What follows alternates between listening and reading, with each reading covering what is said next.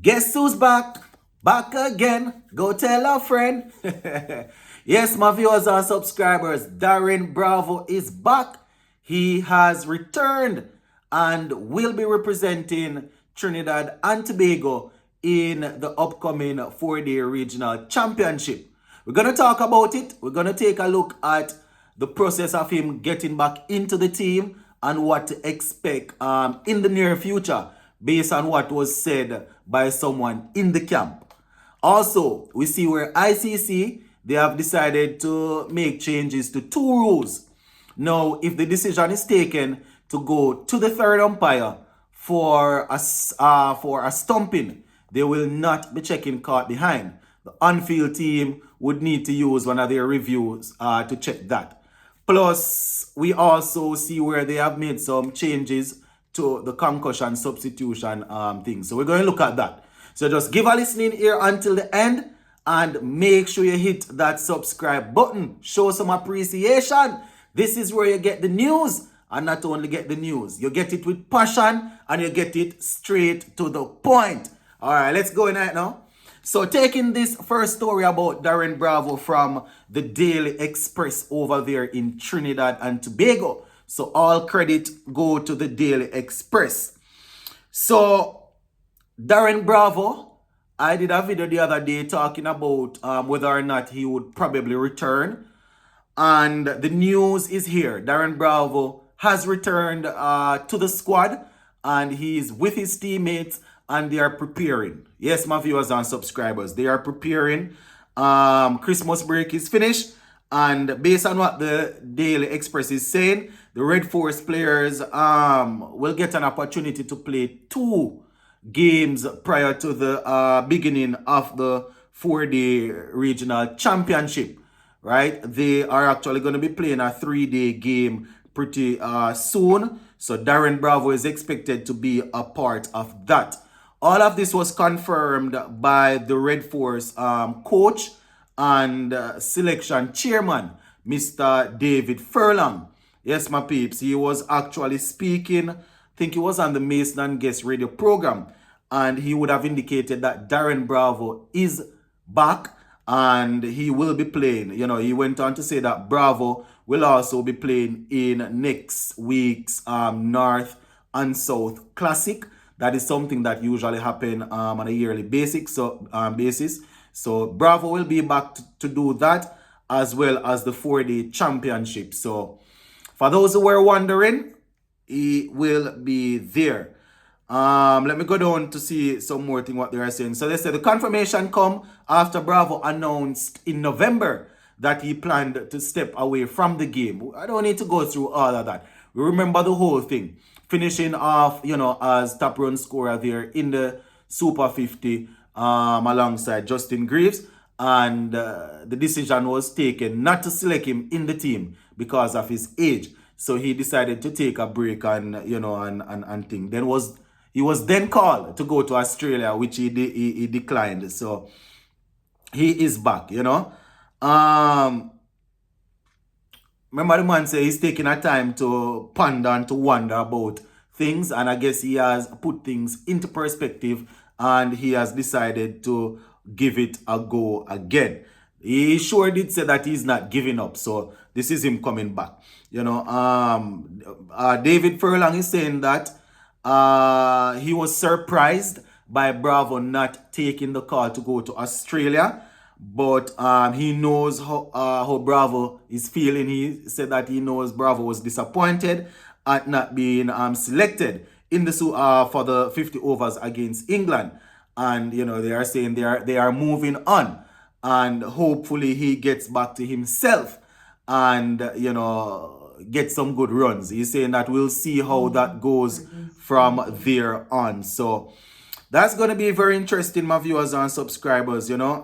Furlong said that he respects the decision of Darren Bravo and he hopes that this is a fresh for him to really start over and to put things right. So, yeah, just to put the region on alert, Darren Bravo is back and no doubt will be looking to continue where he left off in 4-day regional championship, and if he decides to play Super 50 further down. The 4-day regional championship, the last one last year, he started off pretty well, got a couple of centuries, and then tailed off a little bit. Remember, it was after he got those centuries that Desmond Haynes would have called him and would have indicated that they have their eye on him and they are watching him. Must keep it up, and then, we remember all what happened after that. So that is the Darren Bravo story, my people. All right, going on a bigger scale now. ICC, taking this one from the ESPN Cricket Info. ICC, they have amended a couple of rules. So it says umpires to no longer check for caught behind while reviewing stumping appeals. Right? For those who watch a lot of cricket, and not only when West Indies, when our team is playing, you would have seen a series the other day when Australia, I think it was Australia that was playing, and Alex Carey behind the stump would every time he tries to get a stumping, they would check to see if there is a caught behind, if there was a nick or anything like that. So they have decided to modify that. So they are saying the modification came into effect on December 12th, 2023. And now, if a team wants to review the caught behind when the keeper also removed the bails, it will have to do so separately via the DRS system, right? So they say in the series in the series against India early last year, the Australian wicketkeeper Alex Carey, as I was saying earlier, would have removed the bails on quite a few occasions, and the umpire was there checking for after the stumping was clear, he would be there checking to see if there was a nick. So they are saying once they're not appealing for a nick or for a caught behind, if the review comes up for a stumping, and the stumping is the batsman is in his ground, if they decide that they heard a sound while all of that was going on, they're going to have to use their review. I can understand them thinking that players might try to find a way to save their reviews, but at the end of the day, the DRS system is really there to take away errors from the game, so I could understand someone arguing that if you go up, and it's not like it's going to take a long, if you go up for an appeal for stumping and it was close to the bat, just check it still. What if you go up for the stumping and the ball did edge? You understand? But they only appeal for the stumping, and the batsman is in his ground, and you don't give the batsman out because they didn't check for that.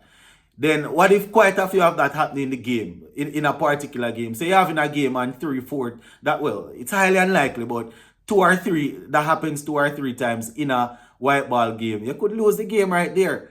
But as I said, the DRS system is there for players to use the review. So I can understand them wanting to get the players to use it. But I don't know, the whole technology is there to help stamp out any sort of mistakes. But let us see.